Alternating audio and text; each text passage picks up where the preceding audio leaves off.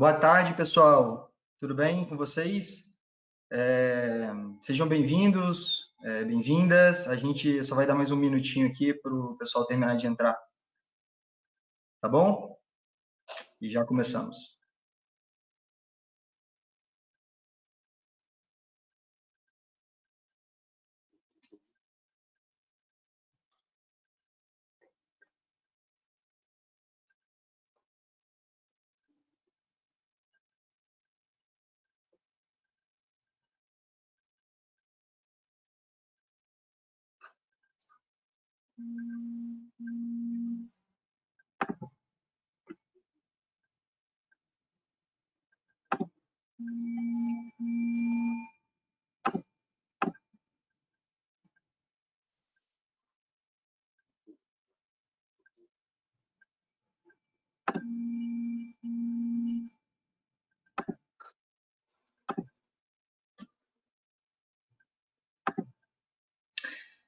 Legal, pessoal. Vamos iniciando por aqui, então. Já dei as boas-vindas a todo mundo. O meu nome é Léo. Eu trabalho com programas de desenvolvimento de estagiários, trainees e jovens talentos em diversas empresas aqui pela Eureka. Para quem ainda não participou de um encontro, de um webinar nosso do Wellfest, o Wellfest é um festival online e gratuito que ele está indo de hoje até quinta-feira para falar sobre diversos temas que são muito importantes assim para a nossa realidade, temas relacionados à diversidade, autoconhecimento, mercado de trabalho, o futuro do trabalho. E nesses encontros a gente tem uma série de convidados assim mega especiais, né, que dominam e que têm muita experiência sobre esses temas. Então, uma oportunidade ímpar para aprender, né, e se atualizar, né, nesses encontros. Então, depois acessem www.eufest.com.br. Lá vocês conseguem conferir as programações e tudo que tem para rolar essa semana aí. Beleza? Queria agradecer aqui a Eureka e a HSM pela organização do evento, né, por ajudar a levantar esse festival incrível, maravilhoso. Agradecer também os parceiros, a Blend Edu, a Xboss, a Inova Consulting, da qual até o Luiz Asquilha, que é CEO, vai participar com a gente, e o Instituto Tadashi Kadomoto, por nos apoiar na realização desse evento.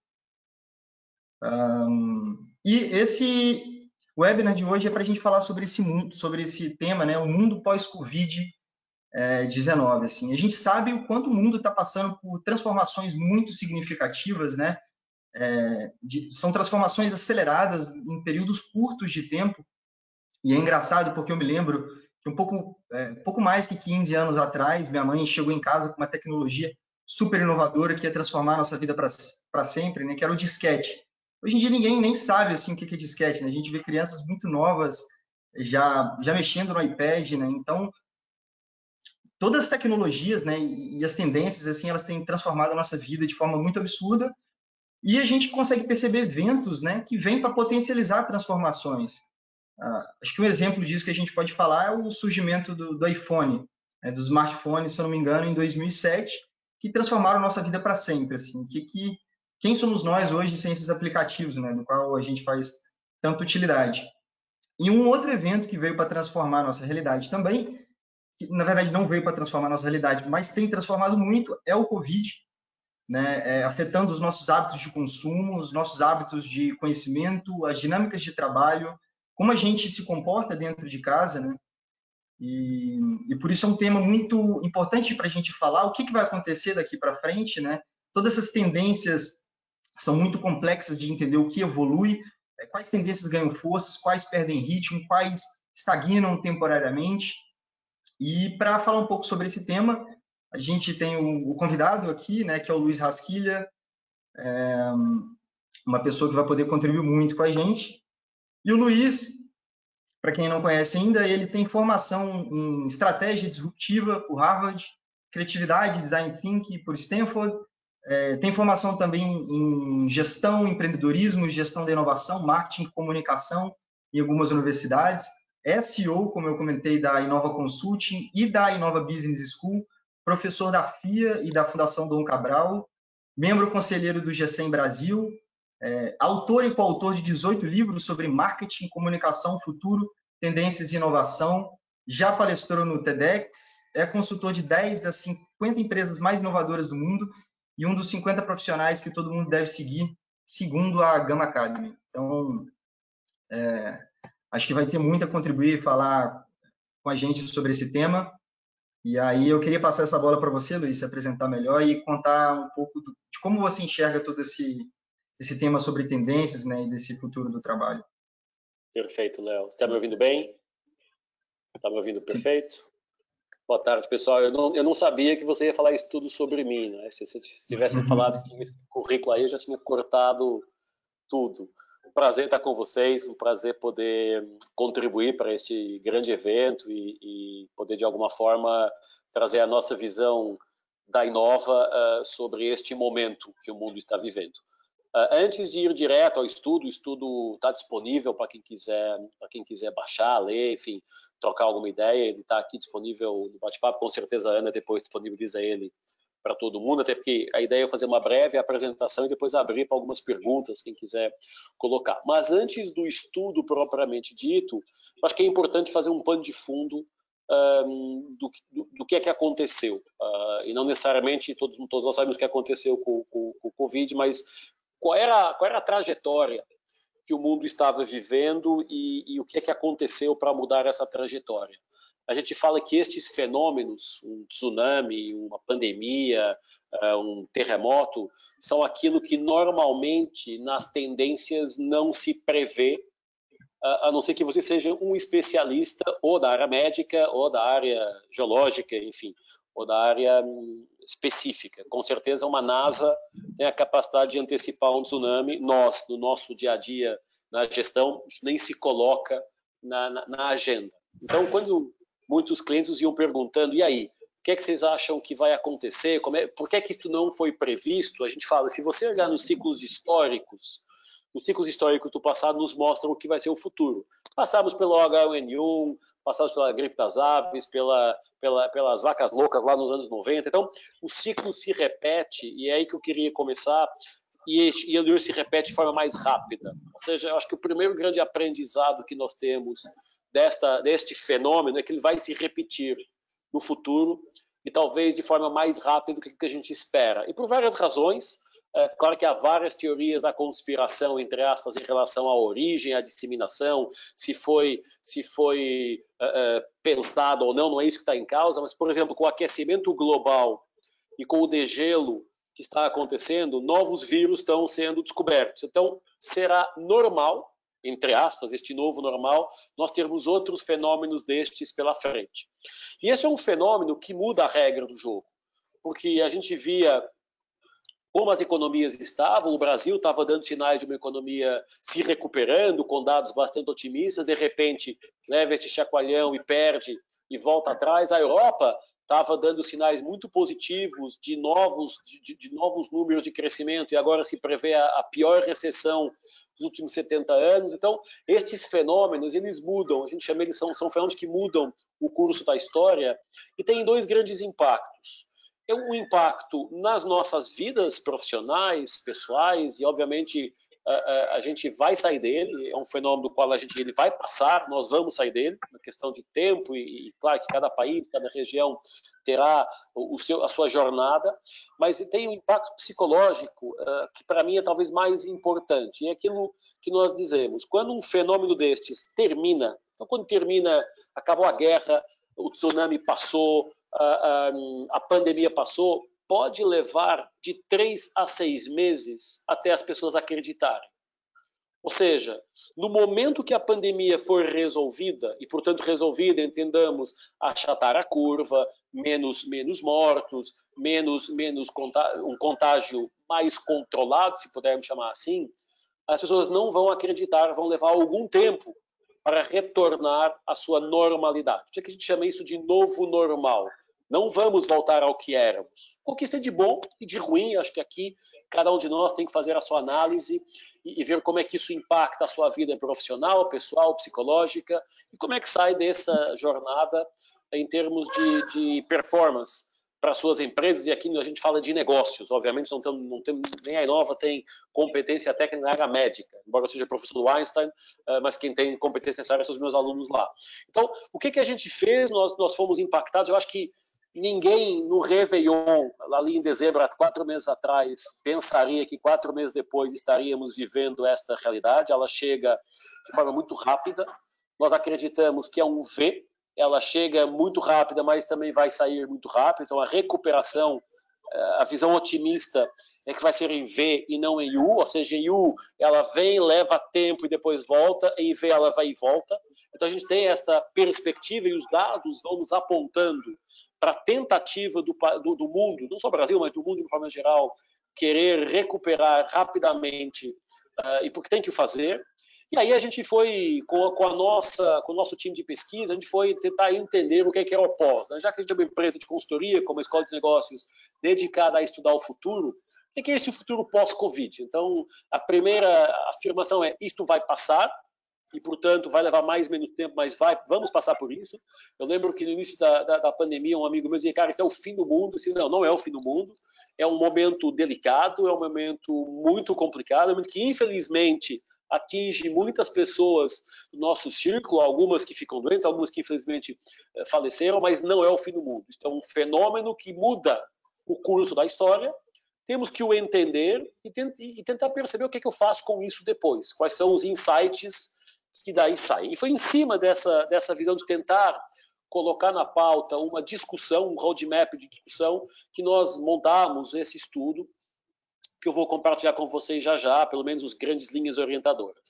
E quando a gente fala em tendências pós-Covid, eu acho que antes de ir ao pós-Covid, eu vou às tendências. Tendências é aquilo que é a nossa matéria-prima, é aquilo que a gente há 12 anos já faz diariamente, pesquisar cenários, mapear tendências, tentar antecipar os próximos movimentos, seja para empresas, que são o nosso foco, os grandes clientes, todos os clientes que a gente tem, aqui a gente ajuda a antecipar cenários e de todas as áreas de negócio, até a questão da educação, nós levamos para as nossas escolas, para as nossas aulas esse conteúdo. E a gente primeiro definimos tendência como aquilo que tem o poder de impactar e transformar os negócios e a vida das pessoas. Então, aquilo que de alguma forma muda a regra do jogo tem que ser colocado dentro da matriz de análise de tendências. E o Covid, infelizmente, é algo que veio e que de fato transformou a nossa realidade, infelizmente imposta, mas é o que temos. Então a gente divide na Inova a base de análise de tendência em 4 grandes grupos. As chamadas mega tendências, que são as tendências de longo prazo e larga escala, tipicamente para 10 anos ou mais, a qual o ser humano não pode fazer nada contra. Falamos de envelhecimento, falamos de alteração climática, falamos do poder da tecnologia. Então, não são coisas que eu individualmente possa fazer nada contra isso, mas posso mudar o meu comportamento em função disso. E entra o segundo layer, que é o layer das tendências comportamentais, que a gente estuda para 3 a 5 anos. Então, uma alteração climática influencia o meu comportamento mais sustentável. Uma mega tendência de envelhecimento influenciou o meu comportamento para uma vida melhor, com mais qualidade, melhor alimentação, para envelhecer melhor. E, portanto, esta é a lógica do macro, mega trend e da comportamental. Depois entra em terceiro nível as tendências de negócio para 1, 2 anos, aquilo que as empresas não podem deixar de colocar na sua agenda, na sua pauta de gestão, para entender o que está acontecendo. E o quarto layer, que é uma coisa que aponta para 12 a 18 meses, são as tendências emergentes. Coisas que estão ganhando, acontecimentos, fenômenos que estão ganhando força muito rápida e que podem impactar e que estão impactando a realidade. E é neste contexto de tendência emergente que este estudo se encaixa. Em tendências que nós identificamos nos próximos 12, 18 meses com o poder, por isso que é o pós, o poder de impactar, influenciar o nosso dia a dia. Um segundo ponto, antes de entrarmos na projeção do slide e do estudo, que é por que um white paper, quem entrar no nosso site e baixar o paper, ele vê que é um white paper, não é um relatório de tendências. Tem uma diferença, pequena, mas é uma diferença. Um relatório de tendências tem a visão de longo prazo, tipicamente o nosso What's Next, que aponta uma década, ou o nosso Global Trends for Business para 3, 5 anos, e eles tendem a ter um tempo de pesquisa, maturação e um tempo de adoção. Aqui não, aqui é uma coisa muito rápida, é um white paper, significa que daqui a 2, 3 meses podemos ter alterações, podemos ter uma tendência, se de repente surge uma vacina, ela impacta este white paper de uma forma, mas se surgir uma segunda vaga de pandemia, ela impacta de outra. Então, este white paper, ele serve para um roadmap de reflexão, eu gostava que ele fosse interpretado assim, porque ele está seguindo aqui, que é uma tentativa da Inova de sistematizar os grandes pontos de análise e levar isso para reflexão, como é que isso vai ser utilizado, ou pode ser utilizado quando nós voltarmos ao novo normal. Este é um momento em que todo mundo ainda está muito perdido, digamos assim, entender qual é o impacto que este confinamento tem no nosso caixa, se o meu emprego está garantido ou não está garantido, se eu perdi o emprego, quando é que eu arrumo outro. Então, tem um conjunto ainda de discussões que são normais no meio do olho do furacão. E onde nós estamos ainda? Já há uma luz no fundo do túnel, por exemplo, Santa Catarina, onde eu estou hoje, em Florianópolis, já liberou, de certa forma, o confinamento. Você tem que sair com máscara, ter alguns cuidados, não entra todo mundo junto no supermercado, mas já está tentando voltar ao normal. São Paulo aponta para dia 10, dia 11, começar gradualmente a voltar à nova realidade. E, portanto, a gente tem que entender quando isso acontecer e vai acontecer, qual é o nosso papel como gestores, que é o que nos junta aqui nesta conversa, e também como seres humanos, porque, sem dúvida, talvez este fenômeno tenha trazido algumas reflexões do ponto de vista da humanidade, da solidariedade, que não estavam tanto na pauta, tanto na agenda, até um tempo atrás. E aí eu vou pedir ajuda ao Rodrigo, que está aí no back-office, para compartilhar a minha tela.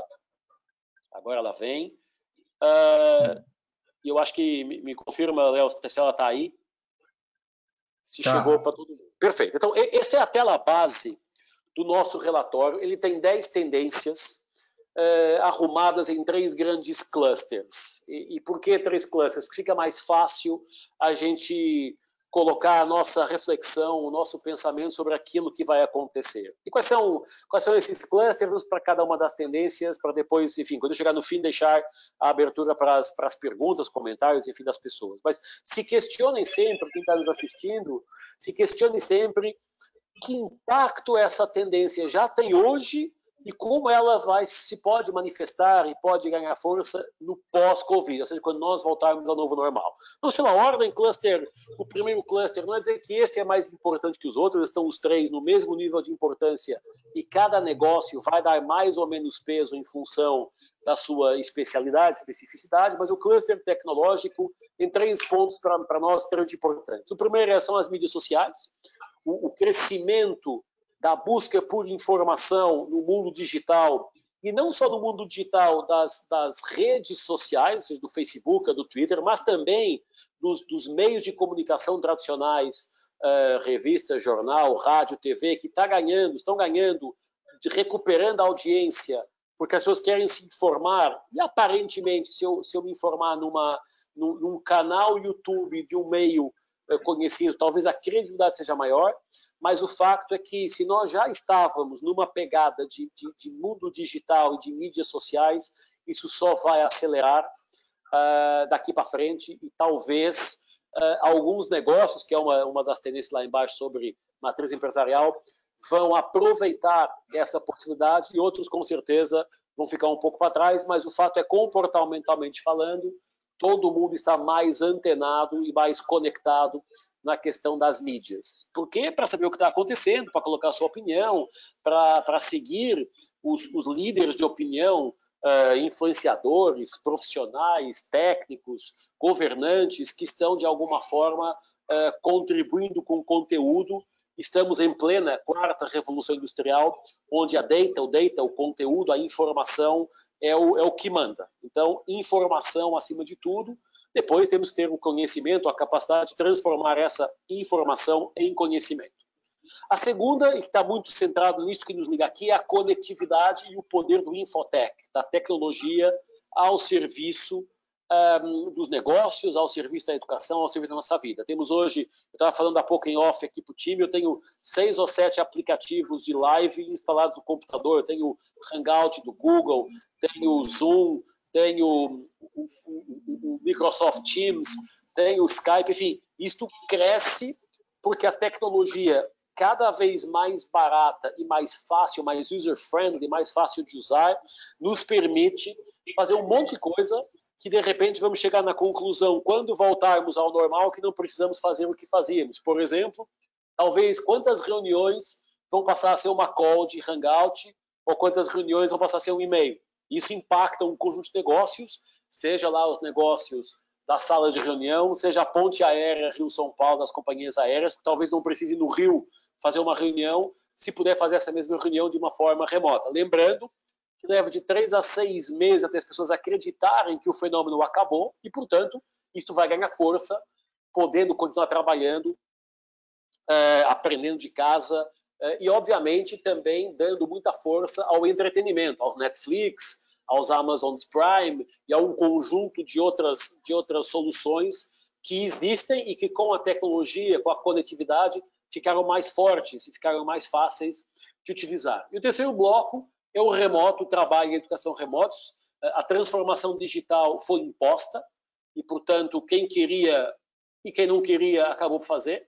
O melhor meme que eu vi há um tempo atrás, uma pessoa colocou a enquete: quem é que fez a transformação digital da sua empresa? O CEO, o CIO, o time de inovação ou o Covid? E foi o Covid que nos obrigou a nos transformar digitalmente, numa primeira onda de remoto. Não é uma transformação digital profunda, mas é o primeiro passo obrigados a fazer essa transformação, que é trabalhamos de casa, fazemos reuniões de casa, aprendemos ou ensinamos de casa. A Inova não parou nenhuma aula, a gente trabalhava com toda a educação da Inova era híbrida, portanto uma parte digital, uma parte presencial. Foi relativamente fácil, não estou dizendo que foi fácil, mas foi mais fácil de fazer a mudança para o 100% EAD do que algumas escolas mais tradicionais, e eu sou professor de algumas, outras onde tivemos que cancelar aulas e empurrar aulas mais para frente, porque não estávamos preparados do ponto de vista de estrutura, infraestrutura e até mindset para entrar nessa conversa. Então, o primeiro cluster é um cluster tecnológico que basicamente diz: nós usamos as redes sociais cada vez mais e o mundo digital para nos informarmos, nós estamos conectados utilizando soluções tecnológicas cada vez mais simples e mais baratas de usar, e isso nos permite trabalhar, aprender, ensinar de forma remota. E remota, por enquanto, em casa, mas, por exemplo, na China já começaram a voltar aos escritórios e está acontecendo o seguinte: muita gente volta ao escritório, mas não levanta da sua sala para fazer uma reunião. Faz uma reunião remota através de um Zoom ou de um Hangout ou de um FaceTime. Então, o comportamento do novo normal é dizer: eu posso ir para a empresa, vou trabalhar na empresa, mas faço a minha conversa com o meu colega, sem precisar descer um andar, subir um andar, mudar de sala, eu faço no meu posto de trabalho. Então, esse é o primeiro cluster que eu acho interessante a gente dar uma analisada forte nele. E talvez o grande aprendizado que vai sair daqui é: quem não fez vai ter de fazer, e quem já fez vai ter que incrementar a transformação digital dos seus negócios. Isso, obviamente, tem a ver com tecnologia, tem a ver com jornada de clientes, tem a ver com um conjunto de tópicos que não entram aqui na conversa de hoje. O segundo cluster é o cluster humano. E esse talvez seja, para mim, o mais interessante de analisar, porque volta à tona coisas que estavam relativamente adormecidas. A palavra ali, o primeiro palavrão, o cocooning, foi eternizado pela Fate Popcorn nos anos 70. Fate Popcorn foi a primeira pessoa a utilizar a palavra tendências para a gestão, depois o segundo foi o Carl Rod na Holanda. Mas a Fate Popcorn dizia que nós cada vez mais iríamos nos encapsular em casa, por uma questão de segurança, por uma questão de conforto, por uma questão de possibilidades tecnológicas, e o que a gente fala de encapsulamento 2.0 é um upgrade nessa conversa, que é: nós hoje estamos em casa fechados por obrigação, por imposição das políticas públicas e sanitárias, mas provavelmente muitos de nós vamos querer continuar depois em casa. Eu estava dando uma aula anteontem, uma aula para o Einstein, e uma aluna do Einstein dizia: depois disso eu não quero voltar para a empresa, eu quero fazer de casa, quero ter maior flexibilidade para trabalhar de casa. Porque, obviamente, quando a gente se estrutura para trabalhar de casa, conseguimos ter melhor performance, conseguimos produzir mais, conseguimos dar mais atenção à família, aos filhos, enfim. E, portanto, este cocooning diz que as pessoas tendencialmente, até por uma questão de proteção, se vão fechar um pouco mais em casa. Não é que as empresas vão desaparecer, não é que é o fim do shopping center ou o fim da escola física, não é isso. é dizer, eu posso ir ao shopping center, mas eu posso ficar em casa e usando a conectividade lá atrás, eu comprar online e entregar em casa. Eu posso ir na escola fazer a minha aula presencial, mas talvez possa usar a educação remota e não ir na escola. Então, ficar em casa com a economia que nós podemos ter em deslocamento. Por exemplo, se eu levo 1 hora para chegar no meu apartamento em São Paulo ao escritório, 1 hora para ir, 1 hora para voltar, eu vou ter no limite 2 horas a mais no final do dia para poder fazer outras coisas. Nem que seja trabalhar mais ou encontrar outros momentos para ocupar o tempo, estudar, ler um livro, ver um filme, estar com o filho, brincar, enfim, fazer um yoga, o que for que cada pessoa escolhe fazer. Então, esse encapsulamento 2.0 tende a querer dar um pouquinho mais de qualidade de vida ao ser humano.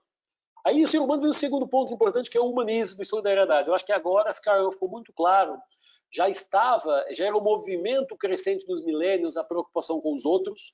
Isso ganhou um poder quase exponencial agora, quando nós estamos muito mais preocupados exatamente com os grupos de risco, com os nossos pais, com os nossos colegas, com os nossos parceiros, com os nossos vizinhos, os movimentos de pessoas mais novas dizendo para os vizinhos mais velhos, você é grupo de risco, eu vou no supermercado, eu compro para mim, compro para você, me fala o que você precisa, que eu te ajudo. Então, esta humanização do mundo, que parece um paradoxo no mundo conectado, e parece um ponto interessante de analisar, e vemos a entreajuda que tem crescido muito nas pessoas, não só em termos da família, como em termos dos negócios locais, são a terceira e a quarta tendência aqui desse cluster.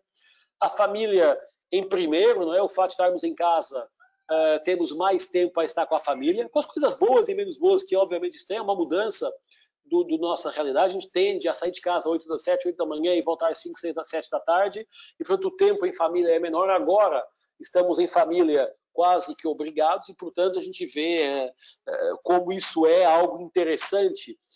Tem um conjunto de memes também divertidos, mas o que eu mais achei interessante foi alguém que dizia, bom, o que vai ficar desta conversa para os mais velhos é o se adaptar a uma nova realidade de trabalho, mas para as crianças pequenininhos, vai ficar que eles ficaram mais tempo com os pais, viram mais desenho com os pais, estudaram mais tempo com os pais, montaram mais Lego com os pais. Isso acontece aqui em casa com meu filho de 4 anos. Eu acho que vai ser difícil para ele voltar para a escola, porque ele vai ter que romper de novo este elo que há um mês e pouco a gente está 24 horas por dia no mesmo espaço. E a globalização, que mexe aqui, globalização e a questão local, que é o crescimento da preocupação com os pequenos negócios locais. A farmácia do bairro, o açougue, o supermercado, muitas vezes até em contradição com as grandes multinacionais. Você, por exemplo, aqui em Floripa, da porta do meu apartamento ao posto de combustível mais próximo de 1,8 km, não chega a 2 km, tem 3 farmácias. E as farmácias, agora já estão abertas, mas até uma semana atrás, elas tinham aquela lógica, balcão na porta, o farmacêutico todo aparamentado de máscara, capacete e tal, luva, e a pessoa chegava na porta, pedia as coisas e ia embora. E uma farmácia pequenininha, com 3 pessoas, que parece farmácia de dono, dizia, não, você não precisa vir aqui, me passe o seu WhatsApp que eu te entrego em casa. E eu me deu o trabalho de passar nas outras 2, perguntar, vocês entregam em casa? Não, eu não entrego em casa. Quando isso, e volto ali à questão da transformação digital, este farmacêutico que entendeu que ou ele passa a entregar em casa, ou ele perde negócio, e o outro que não entendeu essa questão e acha que é uma onda que vai passar e vai voltar à normalidade, isso cria um problema. Um detalhe, esta farmácia que não entrega em casa é de um grande grupo de varejo, e esta farmácia que está entregando em casa é de dono. Claro que quando este momento passar, onde é que eu vou ficar cliente? Quem é que tendencialmente vai levar a minha atenção? Este cara que no momento que eu precisei se localizou e, portanto, entendeu esta dinâmica digital e conseguiu encontrar uma forma, usando o motoboy, usando o cara do iFood, não sei o que, para entregar o produto, as máscaras, o álcool gel, a vitamina, o que fosse, em casa. Então, a gente viu São Paulo, um movimento muito interessante de alguém fez, eu recebi, compartilhei, não sei de quem foi, que colocou pequenos tags com os nomes, o descritivo e o WhatsApp de comércios locais, então a padaria, o açougue, o cara das verduras, dos legumes, das frutas, e, portanto, isso é uma preocupação que vai, talvez, as grandes multinacionais levar a alguma dor de cabeça, porque boa parte do comportamento vai ser reolhar para aquilo que é o comércio local. Era uma coisa que já existia, um movimento que já existia, mas que agora ganhou outra realidade. E o terceiro bloco, o terceiro cluster, não menos importante, é o cluster da economia e dos negócios. Talvez este até o mais transformador face àquilo que estamos vivendo. Os novos modelos econômicos estão na ordem do dia.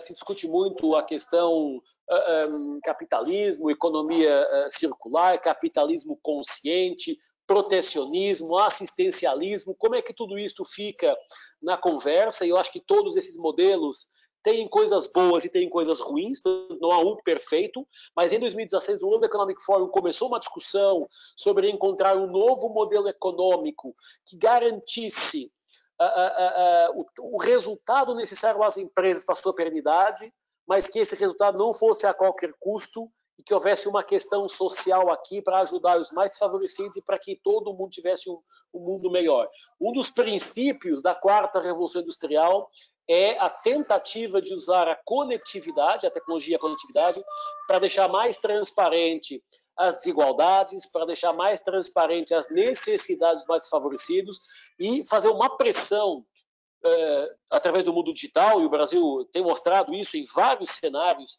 o poder do mundo digital nesses temas, para fazer alguma pressão sobre quem governa, quem tem o poder de tentar mudar isso. Então a gente vai assistir a reflexão mais forte das empresas sobre o seu modelo econômico, sobre o seu modelo de ganhar dinheiro, o quanto ele é 100% resultado ou vai ter alguma pegada social um pouquinho mais forte, a preocupação com o ecossistema, com o planeta ganha força, e isso vai impactar, obviamente, não só modelos produtivos, como descarte de resíduos, como todo um ecossistema de supply que está sendo reequacionado. Outro ponto são chamados hubs globais. Já há um movimento, e acho que fica claro, a dependência da China. Já há um movimento, por exemplo, o Japão já fez, através do seu governo, alguns movimentos para incentivar empresas a tirar a sua operação da China e não centralizar ali toda a produção, toda a indústria fabril. Então, a Citizen já tirou algumas fábricas da China, a Nokia já fez algumas coisas parecidas, a Europa a União Europeia está discutindo regulamentação para incentivar o retorno de empresas que se deslocalizaram para a China a voltarem aos seus países. E se nós virmos esse movimento, então, agora vamos ver como é que a China reage a isso, e que tipo de incentivos, que tipo de argumentos vão ser usados, mas aquela questão que era, se a gente não quisesse tocar em nada made in China, tínhamos que ficar levitando pelados, porque tudo é made in China, começa a ter uma outra lente e talvez possa trazer outros hubs globais ao mundo, onde o Brasil, me parece, pode ter uma palavra interessante, principalmente com o seu agronegócio, que a gente acabou de ver aí a questão do etanol, com os melhores números de sempre, se fala que a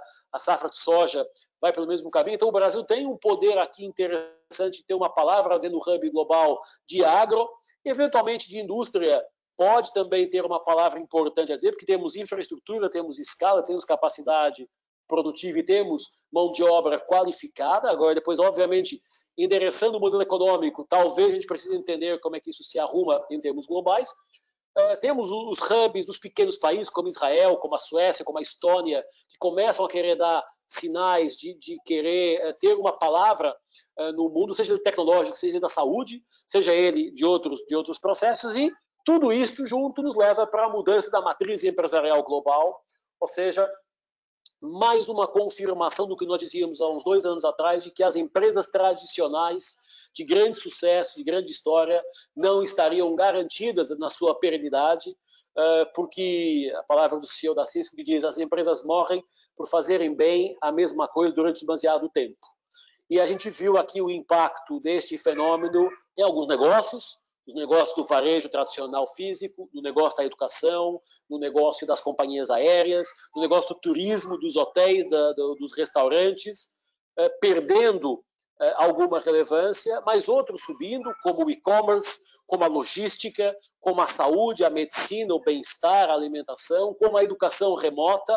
Então, um conjunto de negócios que vão perder relevância e outros que vão ganhar relevância, e isso vai mudar um pouco mais uma vez, vai impactar e vai mudar a matriz dos negócios. Então, se hoje a gente pensar que negócios são interessantes considerar, eu não tenho dúvidas que na área da educação, na área do envelhecimento, na área da saúde, teremos potencialmente muito mais sucesso do que negócios tradicionais que até agora vinham seguindo a sua vida e agora vão ter que se reinventar em algum momento. Então esse é o resumo. Eu vou tirar a minha tela, vou parar de exibir a tela, acho que volto a mim exatamente. E este é um desafio quando a gente traz esta reflexão. Qual é o objetivo dela? Ela, mais uma vez, quando eu falei, não tem como objetivo ser uma verdade absoluta, ou seja, então é isto e acabou, não, mas sim uma reflexão, lendo o relatório, olhando para esse relatório com alguma atenção. Eu acho que o importante é refletir no impacto que cada uma dessas tendências tem no nosso negócio, em primeiro lugar, porque o que nos ajuda aqui é business, mas que tem na nossa vida, a questão da família, será que vamos continuar trabalhando da mesma forma? Será que vamos continuar colocando a energia profissional que punhamos antes ou vamos querer equilibrar entre família e trabalho? Será que vamos querer trabalhar o tempo inteiro fisicamente na empresa ou vamos querer ir na empresa 3 dias por semana e trabalhar 2 dias de casa? Como é que as empresas e a gestão se vai reajustar a esta nova realidade? Como é que os líderes vão gerenciar equipes que estão remotas e que vão continuar remotas e estão muito bem obrigados trabalhando remotos? Muitas empresas já fazem isso, não é uma coisa nova, mas a grande maioria agora vai começar a fazer isso também. Como é que é o recrutamento e seleção? Como é que é a educação? Como é que é a atualização dos executivos? Como é que fica, meu filho perguntando ali, como é que fica todo este ecossistema que se transformou em cima de um fenômeno que mudou o curso da história? Por bem e por mal, não voltaremos a fazer da mesma forma o que nós faríamos. O nosso desafio, acho eu, como seres humanos em primeiro lugar, como profissionais em segundo, é onde estão as oportunidades que aqui a gente pode fazer. A gente da Inova tem uma área de palestras, como o Pelais, a gente divide o palco muitas vezes, e o Pelais esteve de manhã com vocês, uma área de palestras, conferências para dentro da empresa, que de repente pararam todas porque ninguém vai estar todo mundo em casa. Mas isso abriu uma oportunidade de ter, por exemplo, uma área nova na Inova, que é uma área de palestras digitais, palestras online. Já temos aí 2 ou 3 para clientes. Então, olhando para o que está acontecendo, a pergunta que fica é: onde é que eu posso extrair insights? Onde estão as oportunidades? E o que eu vou fazer com isso? Claro que ainda estamos todos ainda na ressaca da conversa, ainda não acabou, ainda temos muita coisa, muito trabalho pela frente, mas já precisamos pensar no pós, que é quando isso acabar e vai passar e vai terminar, como é que a gente sai, como é que a gente reemerge desta conversa, que nível de energia, que nível de resiliência, que nível de aprendizado, que nível de impacto este fenômeno teve e tem e terá no futuro, durante mais algum tempo da nossa vida, e principalmente, como é que eu vou preparar o próximo? Eu acho que essa é a grande coisa que tem que ficar na nossa conversa. Como é que eu preparo a próxima onda que vem, e ela vai chegar. Não sei se sob pandemia, se tempestade, tsunami, terremoto, mas ela vai chegar. A lógica da vida é essa. Talvez chegue mais rápido do que esta que chegou, que talvez a grande pandemia tenha tido alguns anos mais. Mas não é daqui a 10, 15 anos. Talvez daqui a 3 ou 5 exista outra. Por várias razões. Não vou aqui nem entrar na discussão da teoria da guerra biológica, que é outro papo para outro tema de outra conversa. Mas ela também existe. Então a pergunta que fica é: o que eu na minha empresa vou fazer, que tempo eu vou dedicar para começar a estudar um pouquinho mais o futuro, começar a tentar antecipar aquilo que pode vir. Eu acho que esse é talvez o grande aprendizado que eu gosto de trazer nesta conversa, neste estudo, tudo é previsível, tudo pode ser previsto, dependendo do nível de atenção, do nível de recurso, do nível de energia e conhecimento que você põe nisso. Então, talvez a grande sacada seja chegar nas empresas e para os nossos chefes: gente, a gente precisa abrir um espaço na agenda para começar a olhar para frente. A gente precisa fazer a transformação digital, senão vamos estar fora da conversa. porque se vier uma outra pandemia destas nos próximos 3 a 5 anos, como é que a minha infraestrutura, como é que a minha logística, como é que a minha capacidade está preparada para, de repente, não ter a dimensão física do negócio e ter a dimensão digital preparada para o negócio. Não tem qualquer dúvida que a transformação digital vai acelerar agora fortemente em todos os negócios, porque quando se fala, mas o meu negócio não faz sentido se transformar digitalmente. Até a farmácia do tiozinho aqui da esquina se preparou, se transformou e está ali tocando a sua vida. Então, todos nós, cada um no seu negócio, cada um na sua estrutura, cada um na sua dimensão, obviamente, não é uma régua igual para todo mundo, precisa, eu acho, trazer essas duas grandes reflexões. Como é que vai mapear o futuro? Que tipo de ferramenta, de metodologia, de tempo e de recurso, às vezes até técnico, humano e financeiro, vai dedicar a este mapeamento? E quais são os passos que serão dados para iniciar a jornada da transformação digital, se é que ela não foi iniciada, ou se ela já foi iniciada, quais são os passos efetivos para fortalecer essa jornada e preparar a empresa para este novo normal. Então, tem muito estudo sendo publicado, acho que os próximos meses vão ser muito ricos em conhecimento, não só da Inova, mas com, obviamente, outras fontes de informação. Acabei de ler uma entrevista do CEO da Accenture falando coisas extremamente interessantes sobre a visão de trabalho. A McKinsey publica todo dia um paper sobre o tema. Então, é ficar atento e eu acho que precisamos, aproveitando até algum tempo disponível em casa, algum tempo livre, começar a rotinar esse processo de todo dia de manhã, dedicar meia hora ou uma hora, para começar a ler, a pesquisar, a se informar, não sobre o que está acontecendo hoje, que nós, de certa forma, sabemos, com muita fake news pela frente, mas, de alguma forma, temos um desenho mais ou menos claro, mas o que vem pela frente, o que são os próximos 3, 5 anos? O que é este tsunami? E eu sou da opinião que, se de fato nós conseguirmos resolver a pandemia nos próximos 2, 3 meses, teremos um final de ano muito interessante em termos de recuperar o comportamento dos consumidores que ficou parado. Acabei de ler na notícia na Europa, o verão está chegando, chega em julho e agosto, e que, por exemplo, Portugal, o nível de reservas em hotéis de férias disparou. Então, o que há 2 semanas atrás era a desgraça, talvez o encerramento de toda uma área turística que é suporte da economia de um país, está começando a dar sinais. Não vou nem entrar aqui no mérito, se certo ou errado, se com pandemia, sem pandemia, não tenho nem competência para avaliar isso, mas o fato é, está recuperando. As pessoas estão começando a ter alguns comportamentos, e vamos ter comportamentos com alguns cuidados, de máscara, álcool gel, distanciamento social. Por exemplo, como é que uma companhia aérea vai redefinir as viagens, se for imposto um distanciamento social? Vão ter menos pessoas viajando de avião. Olha o impacto e o custo de combustível, que agora caiu porque ninguém está usando, mas como é que isso fica na balança da gestão? Eu acho que é uma reflexão que a gente precisa fazer no nosso negócio, como é que ele foi impactado e, com este conteúdo, o que ele pode trazer de inspirações futuras. Era isso, Léo. Bola com você. Acho que agora pode abrir, temos uns 10 minutinhos, 15 ainda para algum bate-papo, das 180 pessoas que estão online que querem colocar perguntas. Eu fico à disposição.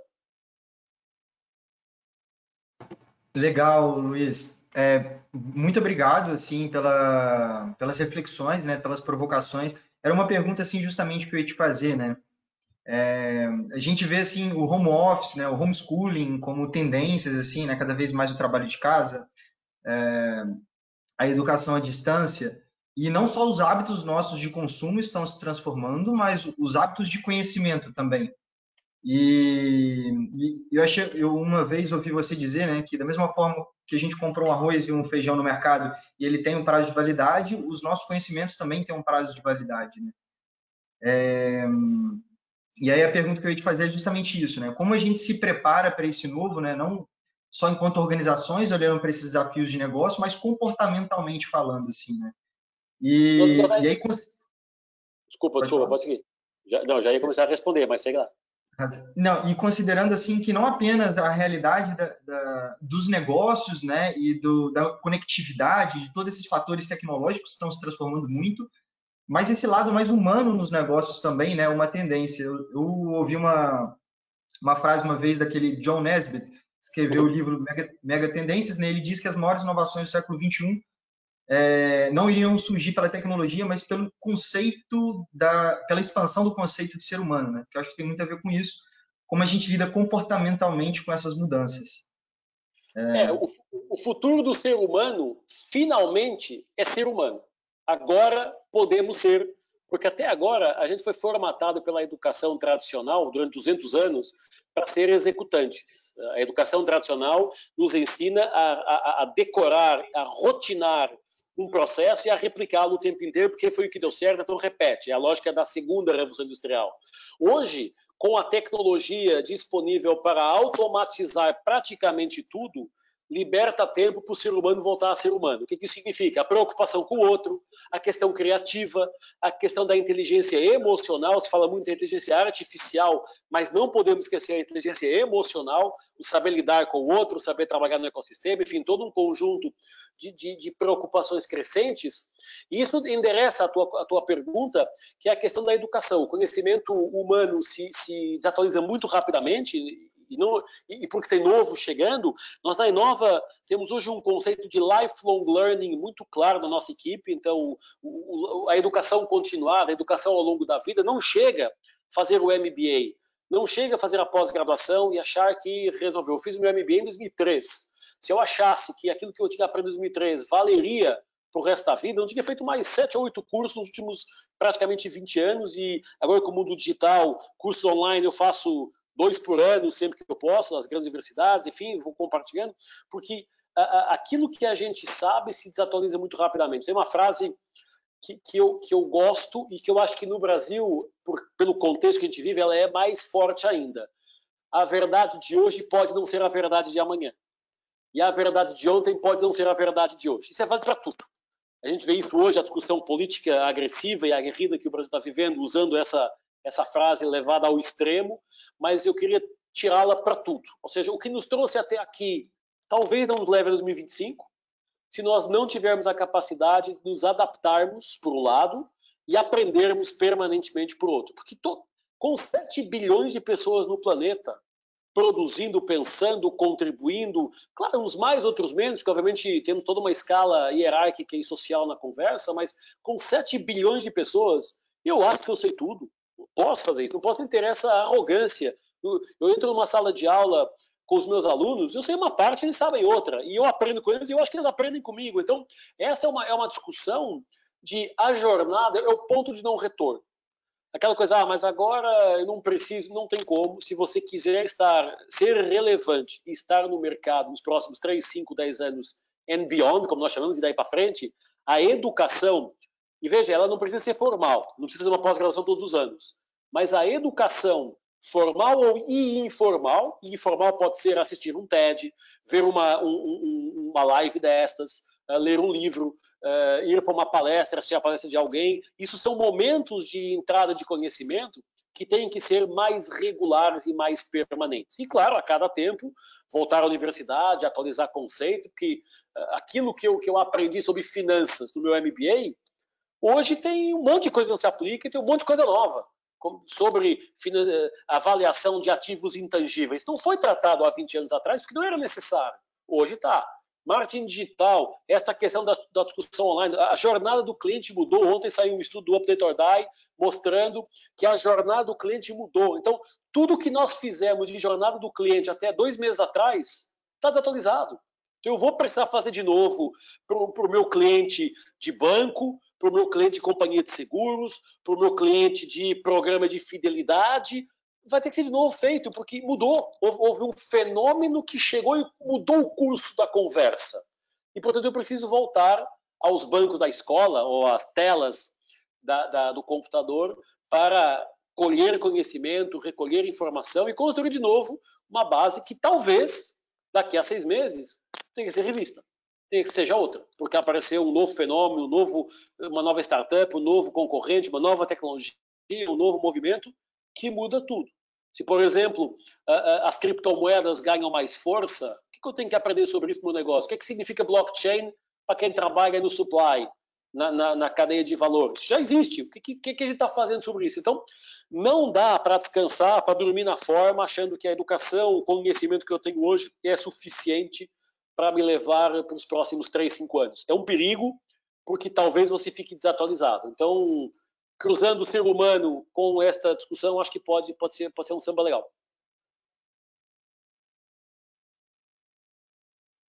Você está com o micro desligado? Está me ouvindo? Estou te ouvindo, estou te ouvindo.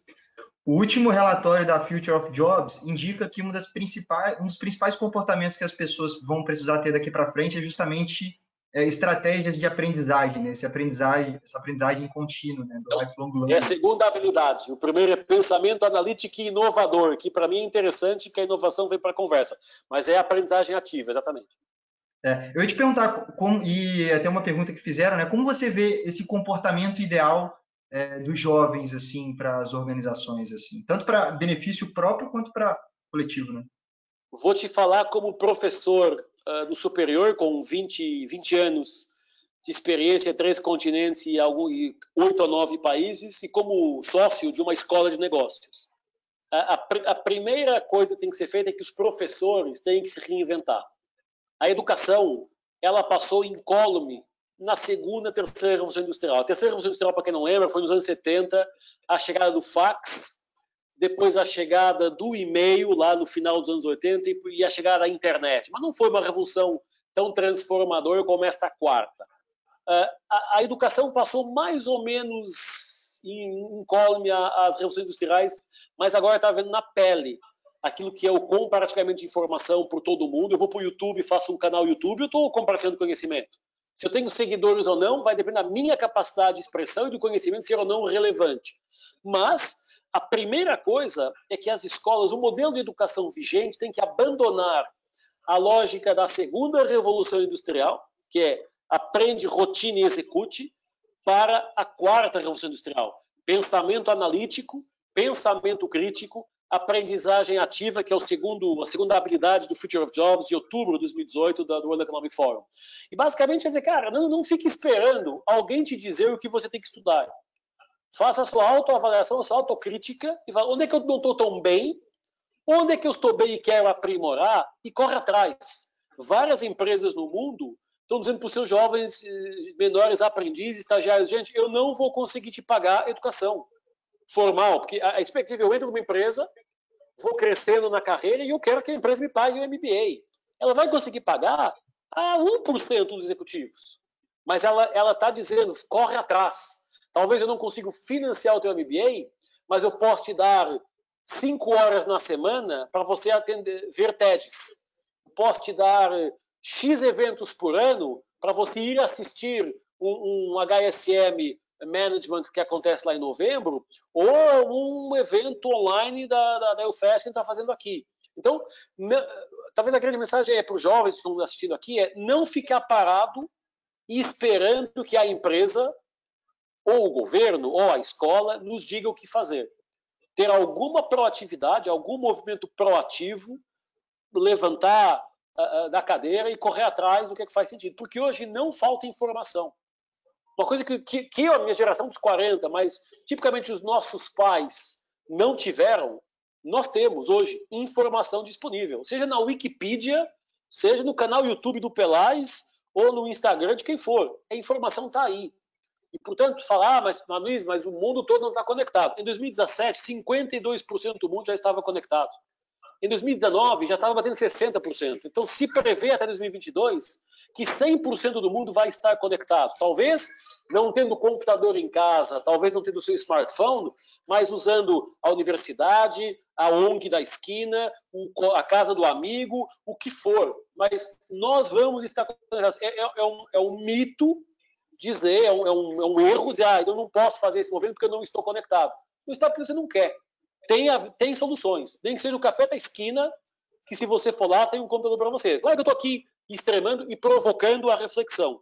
Mas, claro, que há países e regiões do Brasil que têm outra realidade. Mas mais de metade da população mundial está conectada. Então, não é dizer, eu não posso fazer porque eu não tenho acesso. Você tem acesso. Você talvez tenha a preguiça de, em vez de ficar vendo Netflix, a série da Casa de Papel ou o Blacklist, dizer, deixa eu pesquisar aqui sobre um TED de como resolver pandemias. Ou uma apresentação da Microsoft da vida de como programar em casa. Não falta informação. E isso é uma ferramenta que eu não tinha, porque quando eu estava na faculdade não havia internet nem Wikipedia, havia assim a biblioteca da faculdade que você requisitava o livro, e se ele não existisse, porque alguém tinha requisitado, você ficava esperando que ele voltasse. Isso é um fenômeno, e tinha que dizer, professor, eu não posso entregar o trabalho porque o livro foi requisitado na biblioteca. Hoje essa resposta, esse argumento não existe mais, porque se não está na biblioteca, deve ter alguém que tem isso em PDF para vender o resumo, você compra o PDF online em qualquer software de informação. Então, a informação está aí, eu acho que vai para a atitude de cada um de nós correr atrás dela, e como o World Economic Forum fala no Future of Jobs, a estratégia da aprendizagem ativa. Seja mentoria online, seja seguir pessoas que você acha que compartilham um conteúdo bacana, o que for, mas não fique parado, porque se você ficar parado, alguém do teu lado está fazendo isso. Alguém está vendo um TED, alguém está vendo o Pelais falando no YouTube, alguém está seguindo o professor B no Facebook, alguém vê as postagens do Ricardo Amorim no LinkedIn, alguém está fazendo. E quando alguém está fazendo, se você não está fazendo, você está ficando para trás. Total, Luiz. Total, Luiz. O Yuval Harari, que escreveu aquele livro Homo Sapiens, Homo Deus e 21 lições para o século XXI, na palestra que ele deu recentemente aqui no Brasil, ele falou que muito mais importante do que a gente ter o conhecimento técnico, saber programar, acompanhar essas tendências de tecnologia e de tendências mesmo de trabalho no futuro, vai ser a nossa capacidade de se reinventar a todo momento, né? Exatamente. E o papo está maravilhoso. Tem uma frase do Toffler, não sei como é que estamos de tempo, tem uma frase do Toffler que eu adoro, que é o analfabeto do século XXI não é aquela pessoa que não sabe ler e escrever, é aquele que não sabe aprender, desaprender e reaprender, que é exatamente isso que o Harari fala. Então, a gente tem que abandonar algumas coisas para adicionar algumas novas. Legal. O papo está maravilhoso, Luiz, mas como a gente está, o tempo aqui já está batendo, eu queria pedir para você fazer as suas considerações finais, sugestões, dicas que você tiver. Acho que é um momento desafiador para todos nós, independente da nossa idade, experiência, classe social. É um desafio, mudou a regra do jogo, mudou o curso da história, e perante essa realidade, eu acho que a gente tem que ter alguma calma para entender o que está acontecendo. O pânico é normal, mas temos que gradativamente abandonar o pânico e olhar a calma, dizer o que eu vou fazer com isto, e construir uma trilha de conhecimento sobre o que eu vou fazer daí para frente. Eu acho que este relatório da Inova é mais uma peça do gigante quebra-cabeças, não é de todo a única, me parece que agrega bastante, mas é uma que eu acho que vale colocar na agenda e ler e questionar o que a gente vai fazer depois disso, porque o mundo vai continuar a girar, o sol vai nascer todo dia de manhã, e nós vamos ter que tocar as nossas vidas cientes de que às vezes acontecem essas coisas, você está preparadas para elas, seja do ponto de vista emocional, seja do ponto de vista profissional. Muito bom, Luiz. Meu imenso agradecimento assim por esse tempo, por essas provocações, por essas reflexões. A vontade mesmo que dá assim de passar a noite inteira aqui assim falando sobre o tema. E eu sei que tem conteúdo, tem informação assim para a gente ficar debatendo. Para quem está assistindo a gente, também queria agradecer muito assim a presença de vocês, é super importante. Todas as programações são enviadas para vocês depois por e-mail, né, do EUFest. Amanhã a gente vai ter às 10 horas da manhã um papo sobre inteligência emocional em tempos de crise com o Tadashi Kadomoto. Ele é um dos nossos parceiros também. Vai ser um webinar incrível também. Aconselho muito assim a presença. Queria agradecer sim também ao pessoal do Traduz Libras que está nos ajudando assim a garantir acessibilidade aí para muitas pessoas acompanharem o nosso conteúdo. Agradecer aos nossos parceiros da Blend Edu, da Xboss, da Inova Consult aí com Rasquilha e do Instituto Tadashi Kadomoto também. Esse é um projeto, né, que é o Perifa Protegida, que a gente está apoiando. Se vocês puderem contribuir de alguma forma, entrando pelo link no Bitly ou pelo QR Code, eles estão ajudando assim algumas famílias que estão passando por dificuldades nesta crise, né, principalmente mães solteiras, né, e pessoas com deficiência. Então, é um projeto muito bacana, assim, se puderem apoiar, aconselho muito a entrarem aí. Então é isso, pessoal. Eu queria agradecer mais uma vez assim, a presença de todo mundo, ao Rasquilha, assim, por essa oportunidade de bater esse papo incrível. E continue acompanhando a gente aí no Elfest, nos encontros que vão rolar. Só amanhã vão ter 3 webinars. E uma boa noite para todo mundo aí. Valeu, gente. Obrigado.